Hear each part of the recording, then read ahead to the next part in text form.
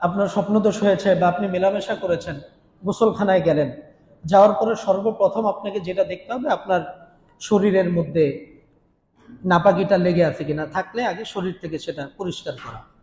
এরপরে দেখতে হবে যে আপনার লুঙ্গি বা কাপড়ের মধ্যে লেগে আছে কিনা, যদি থাকে সেটাকে এমন ভাবে পরিষ্কার করা যাতে এটা আবার পুরো অন্যান্য কাপড়ের অংশে যেন ছড়ায় না। যে ধরে নিলাম এটা আমার লুঙ্গি, লুঙ্গিতে লেগে আছে, তো আমি এইভাবেই পরিষ্কার করব না, করলে তো আমার লুঙ্গির নিচেও এটা ভরে যাইতেছে।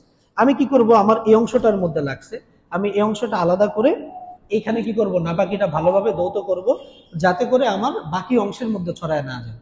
তাহলে প্রথমে গিয়ে আমাদের কাজ কি হবে, আমাদের শরীর এবং কাপড় থেকে আমরা নাপাকিটা কি করব, দূর করব। যখন আমাদের গোসল ফরজ, শরীর এবং কাপড় থেকে নাপাকি দূর করব। এরপরে আমরা স্বাভাবিকভাবে নামাজের জন্য ওযু করি, তো করি কি না, করি। তো ওইভাবে ওযু করব।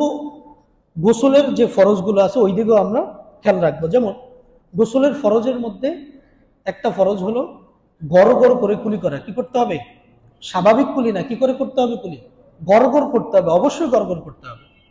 গড়গড় করে যদি কুলি না করেন, ওই অজুর ফরজ কি হবে, গোসলের ফরজ কি হবে না, আদায় হবে না। আর গোসলের ফরজ যদি আদায় না হয়, আপনার ফরজ গোসল হবে না। আর ফরজ গোসল যদি আদায় না হয়, আপনার নামাজ হবে না। কারণ পবিত্রতা ছাড়া কি হয় না, নামাজ হয় না। নামাজের জন্য প্রধান এবং প্রথম শর্তই হইল পবিত্রতা অর্জন করতে হবে। এরপরে গোসলের দ্বিতীয় ফরজ হলো নাকের নরম অংশ পর্যন্ত ভালোভাবে পানি পৌঁছানো, ভালোভাবে পানি পৌঁছানো, ভালোভাবে ধৌত করা। এবং গোসলের তৃতীয় ফরজ হলো যে আপনার পুরো শরীরটা কমপক্ষে 3 বার ভালোভাবে ধৌত করা, একটা পশম পরিমাণ জায়গাও যেন বাদ না থাকে। তাহলে উজু করার সময় আমাদেরকে ওই বিষয়টা খেয়াল রাখতে হবে।